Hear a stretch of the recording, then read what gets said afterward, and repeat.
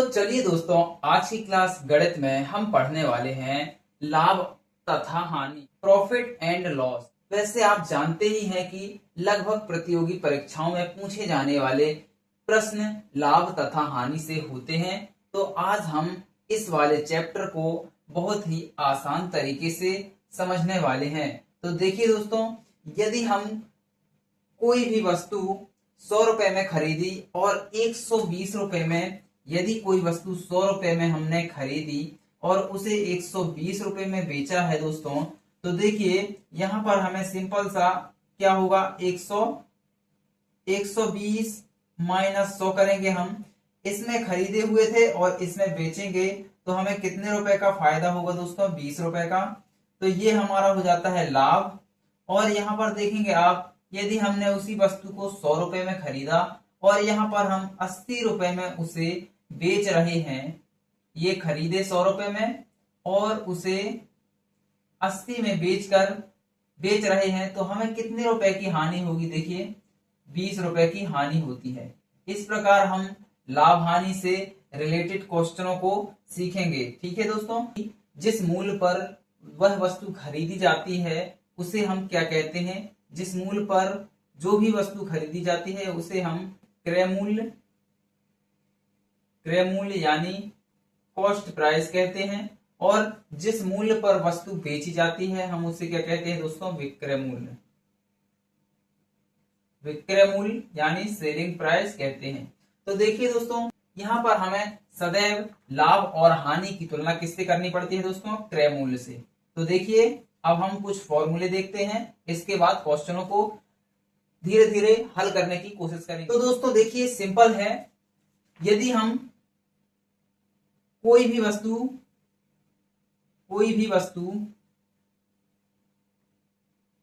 100 रुपए में खरीदते हैं,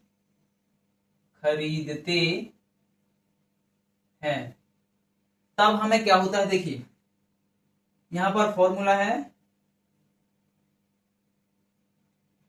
पहला लाभ बराबर क्या होगा दोस्तों, देखिए यदि कोई भी वस्तु हम 100 रुपए में खरीदते हैं, विक्रय मूल्य, और यदि हम उसे 120 रुपए में बेचते हैं, तो देखिए 120 रुपए में हमारा बेचना, तो 120 में हमने बेचा तो 20 रुपए का लाभ होगा। तो ये लाभ का सूत्र क्या होगा, देखिए जब लाभ होगा तो लाभ का सूत्र क्या होगा, जो हमने बेची है तो विक्रय मूल्य, और जो खरीदे थे 100 में खरीदे थे तो हम माइनस क्या करेंगे, खरीदने का क्रय मूल्य। ये है कॉस्ट प्राइस, ये है सेलिंग प्राइस। तो देखिए सेल आने बेचना होता है, तो यहां पास देखिए यदि हमने 100 रुपए में कोई भी वस्तु खरीदी है और कितने रुपए में बेची है, 120 में, तो हमें क्या होगा दोस्तों, यहाँ पर 120 माइनस 100, 20 रुपए का यहाँ पर लाभ होगा। ठीक है, इस तरह से लाभ का सूत्र हो गया विक्रय मूल्य माइनस क्रय मूल्य। अब देखिए दूसरा, यदि कोई वस्तु हम 100 रुपए में खरीदते हैं और उसे कितने रुपए में बेच दें, 80 रुपए में, तो दोस्तों यहाँ पर हानि होगी। तो हानि के लिए यहाँ पर सूत्र क्या होगा, देखिए हानि क्या होगा, क्रय मूल्य हो जाएगा हमारा, जिसमें हमने वस्तु खरीदी थी, क्रय मूल्य, और यहाँ पर माइनस विक्रय मूल्य। अब हमने कितने रुपए में वस्तु बेची है, 80 रुपए में, तो देखिए यहाँ पर हो जाएगा हमारा विक्रय मूल्य, खरीदी कितने रुपए में, 100 रुपए में, बेची कितने रुपए में, 80 रुपए में। तो देखिए यहाँ पर हमारा 20 रुपए क्या होगा दोस्तों, हानि, यहाँ पर ये हानि का सूत्र हो जाएगा। तो देखिए ये तो लाभ और हानि का हुआ। अब देखिए तीसरा फॉर्मूला क्या बनता है, यहाँ पर लाभ प्रतिशत का फॉर्मूला क्या होता है दोस्तों, देखिए मैंने बताया था लाभ और हानि सदैव किस पे गिनते हैं दोस्तों, क्रय मूल्य पर। तो देखिए क्रय मूल्य क्या होगा, हमारा बटे में होता है, लाभ हो या फिर हानि हो, क्रय मूल्य दोनों में क्या होगा, क्रय मूल्य बटे में। और यहां पर होगा लाभ परसेंट है, तो हमें पहले क्या निकालना पड़ेगा, लाभ प्रतिशत के लिए हमें लाभ निकालना पड़ेगा, और इंटू में यहां पर होता है दोस्तों 100। ठीक है, ये हो गया हमारा लाभ प्रतिशत का सूत्र। अब देखिए चौथा, इसी प्रकार हानि का सूत्र होगा, हानि प्रतिशत बराबर क्या होगा, यहां पर हम लाभ की जगह हानि लिखेंगे, और सदैव क्रय मूल्य पर गिने जाते हैं, लाभ हो या फिर हानि। तो देखिए हानि हानि यहां निकालेंगे, फिर हानि रखेंगे तो हानि परसेंट का सूत्र बनेगा। तो देखिए क्रय मूल्य है तो यहां भी क्या होगा, क्रय मूल्य, और इंटू में यहां पर भी क्या होगा दोस्तों, 100। इस तरह से हमारे फॉर्मूले बनते हैं। अब देखिए इसके आगे हम इसी से रिलेटेड क्वेश्चन को हल करेंगे। चलिए ध्यान दीजिएगा। तो दोस्तों देखेंगे, पहला क्वेश्चन दिया हुआ है हमें, बहुत सिंपल है। ये शुरुआत है दोस्तों, देखिए एक पुस्तक का क्रय मूल्य यानी कॉस्ट प्राइस है क्रय मूल्य, जिसमें हमने किसी वस्तु को खरीदा है तो क्रय मूल्य 110 रुपए, तथा विक्रय मूल्य जिसमें हम बेचते हैं वो कितने रुपए में बेचा है, खरीदा 110 में है और 123 रुपए 20 पैसे में बेचा है। इसे बेचने पर पुस्तक विक्रेता को कितने प्रतिशत लाभ होगा। तो देखिए दोस्तों यहां पर क्या पूछा है, कितने प्रतिशत लाभ होगा, लाभ प्रतिशत पूछा है, तो हमें फॉर्मूला क्या क्या लगाना पड़ेगा। देखिए हल करते हैं इसको। देखिए दोस्तों एक पुस्तक का क्रय मूल्य कितना है, यहां पर लिखते हैं हम पुस्तक का क्रय मूल्य कितना है दोस्तों, 110 रुपए। पुस्तक का क्रय मूल्य 110 रुपए है और इसे कितने रुपए में बेचा है, यहां पर देखिए विक्रय मूल्य, विक्रय मूल्य कितना है दोस्तों, 123 रुपए 20 पैसे।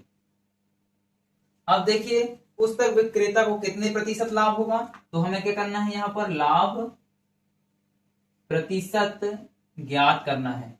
अब देखिए लाभ प्रतिशत निकालने के लिए सबसे पहले फॉर्मूले में देखिए हमें लाभ पता होना चाहिए और क्रय मूल्य, ठीक है दोस्तों। तो देखिए यहां पर हम लाभ कैसे निकालेंगे, सबसे पहले लाभ निकालने के लिए देखिए,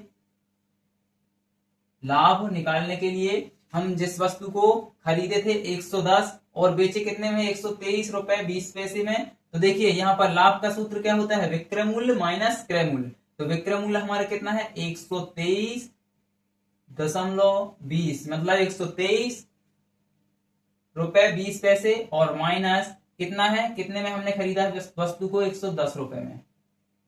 तो देखिए 123 रुपए 20 पैसे से 110 रुपए घटाएंगे तो कितना होगा दोस्तों, लाभ हमारा, लाभ निकल कर कितना आएगा, यहां पर 13 रुपए 20 पैसे।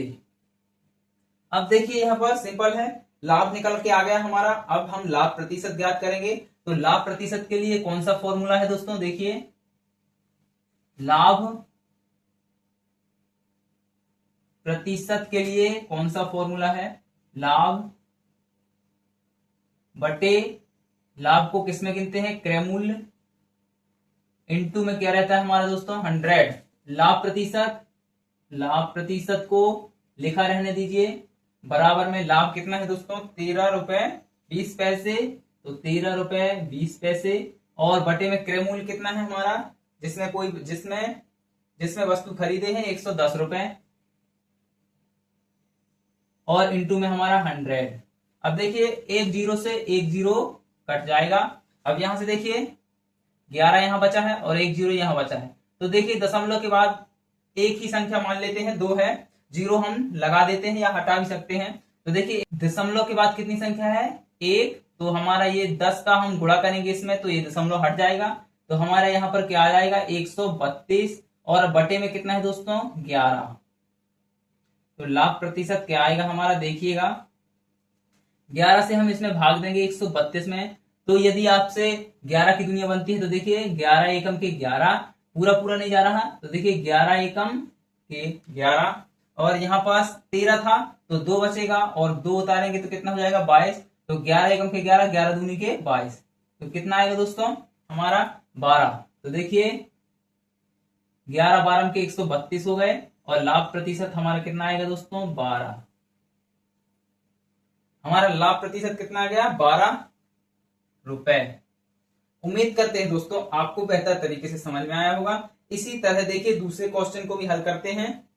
तो देखिए दोस्तों दूसरे क्वेश्चन में हमारा क्या दिया हुआ है, एक साइकिल को 1960 रुपए में खरीदकर 1862 रुपए में बेचे जाने पर कितने प्रतिशत हानि होगी। तो देखिए दोस्तों, अभी पहले वाले सवाल में हमने क्या देखा था, लाभ। अब इसमें क्या देखेंगे हम, हानि प्रतिशत निकालना है हमें। तो देखिए, एक साइकिल को 1960 रुपए में खरीद कर 1862 रुपए में बेचे जाने पर, देखिए 1960 रुपए में खरीदा है, 1960 रुपए में, और यहाँ पर 1862 रुपए में बेचा है, तो यहाँ पर साफ दिख रहा है कि हमें हानि हो रही है।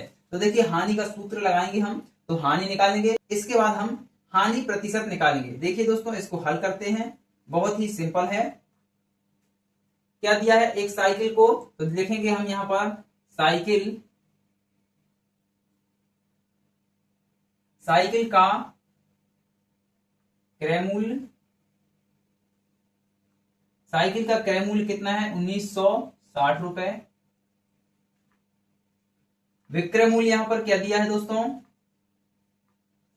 विक्रय मूल्य है 1862 रुपए। तब हम हानि प्रतिशत ज्ञात करेंगे, हानि प्रतिशत ज्ञात करना है। इसके बाद हम निकालेंगे सबसे पहले हानि। तो हानि निकालने के लिए क्या करेंगे, विक्रय मूल्य 1862 है, क्रय मूल्य 1960 है। तो देखिए, क्रय मूल्य से हम क्या घटाएंगे दोस्तों, क्रय मूल्य 1960 रुपए माइनस विक्रय मूल्य 1862 रुपए। तो हमारे यहां पर क्या आएगा, हानि, कितने रुपए की हानि होगी, देखिए यहां पर 1960 रुपए से हम माइनस करेंगे 1862 रुपए, तो हमारा कितना आएगा यहाँ पर 98 रुपए। देखिए, अब हानि हमारी 98 रुपए आ गई है। अब देखिए, हानि प्रतिशत निकालना है, तो आप सबको पता है हानि प्रतिशत कैसे निकालते हैं। तो हानि प्रतिशत निकालने के लिए सबसे पहले हानि प्रतिशत का सूत्र रखेंगे दोस्तों, हानि बटे, हानि भी किसमें गिनी जाती है दोस्तों, क्रय मूल्य पर, और इनटू में हमारा क्या होता है 100। अब देखिए, हम यहां पर इसमें मान रखते हैं, हानि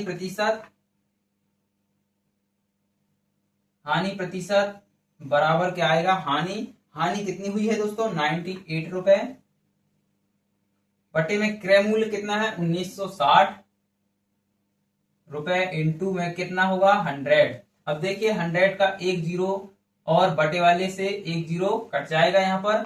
अब देखिए, 10 बचा हुआ है, तो हम इसको मल्टीप्लाई करेंगे 98 में, तो 980 रुपए होगा, और बटे में हो जाएगा 196 रुपए। ठीक है दोस्तों। अब देखिए, इसमें हम किससे भागते हैं, सबसे पहले हम सम संख्या है तो 2 से भाग देते हैं। तो 196 का आधा कितना होगा, 2 से भाग देंगे, तो देखिए 2 नाम के 18, और यहाँ पर एक बचेगा, तो 2 अट्ठे के 16, और यहाँ पर देखिए 2 चौके 8, और यहाँ पर एक बचेगा 2 नाम के 18, और यहाँ पर 2 शून्यम 0। अब देखिए 490 98। अब देखिए, 14 की दुनिया में 98 आता है क्या, हाँ, 14 7 के 98, और 14 तिया के 42, और यहाँ पर देखिए 42 49 है, तो 42 49 में से 42 जाएंगे तो 7 बचेंगे, और ये 0 70। अब 14 से भाग देंगे तो 14 पंचे के 70, 35 बटा के 7 आया दोस्तों। अब 7 से हम भाग देंगे 35 में, तो 7 एकम के 7, 7 पंचे के 35। अब देखिए, यहाँ पर हानि प्रतिशत क्या आ गया दोस्तों, हमारा हानि प्रतिशत आ गया 5%। अब देखिए, ये हमारा हानि प्रतिशत आ गया है। इस तरह से हमें हल करना है दोस्तों। उम्मीद करते हैं दोस्तों आपको बेहतर तरीके से समझ में आया होगा। यदि वीडियो पसंद आए तो वीडियो को लाइक कीजिएगा, और चैनल पर नए हैं दोस्तों तो चैनल को सब्सक्राइब कीजिएगा, और इससे रिलेटेड क्वेश्चन आगे की वीडियो में हम आपको बताएंगे।